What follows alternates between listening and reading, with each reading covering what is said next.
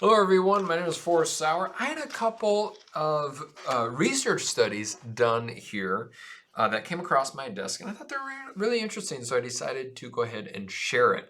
If you're new to the channel, welcome. My name is Dr. Forrest Sauer. I make these videos because there's enough people that are fat, sick, and depressed, and I don't want you to be one of them. And everything that I get to share on this channel is just simply research or clinical advice, not me telling you what you should do or shouldn't do. So the first study has to do with SSRIs or antidepressant medications. And scientists, and they were specifically studying the emotional blunting that happens with commonly this medication. It's really interesting. It was just released January 22nd. So as of this recording, yesterday, 2023. It was a small study, only 66 participants. However, the results were really fascinating. It said scientists have worked out why common antidepressants cause around half of the users to feel emotionally blunted. So a larger study was done prior to this, and oftentimes people who have are on depression medication, they feel this emotional blunting, or maybe put a different way, they just feel very apathetic, like they don't feel sympathy, they don't feel empathy for other people who are in pain, and the reverse is like they don't feel bad or sad, but they also don't feel pleasure, they don't feel happy or joy. They're just kind of in that mid-range. So that's emotional blunting. That's one of the major side effects of SSRIs. Between 40 and 60% of people who take the medication experience this emotional blunting, and it's a very well-known side effect. So to date, most studies of the depression meds have only been examined in short use, but for clinical use in depression, these drugs are taken over a long period of time. So what's that saying? It's saying that most of the studies that are done on this depression medication are only for 6 months or for 12 months. But as you guys know, that depression medications, it's usually a lifelong thing. You don't just simply take it for 6 months or for 12 months. You typically take it for much, much longer, and no studies have no, you know, it's not commonly tested for on these long-term side effects that depression medications have. And we'll get into the brain chemistry in a second. So 66 volunteers took part in this experiment. 32 were given the depression medication, 34 were given the placebo, and they did this study for 21 days. So this was, again, a short-term study, but they were seeing what we could do to start making some of these changes and how it started impacting your decision making. It was interesting.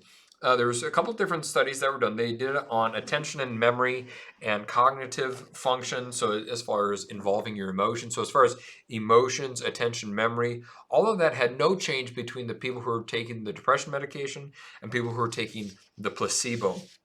The key difference, this study stated, the key difference was when they were studying the reinforcement activity, so how quickly you learned. So how they did this is you could choose A or choose B. And if you chose A, you got a reward 1 out of 5 times. If you chose B, you got a reward 4 out of 5 times. Now the participants didn't know this, and so they had to learn it. They had to learn when they got the reward, what was the higher probability of them getting a reward versus not a reward. And what they found was that the people who were taking the depression medication had a significantly slower learning time than the people who were on the placebo because there was no feedback. So what's that mean in real life? It means that if you're taking a depression medication and you keep making the same mistake over and over again, or you don't recognize or realize what would be a good decision or a bad decision, then this could be one of the side effects of the medication.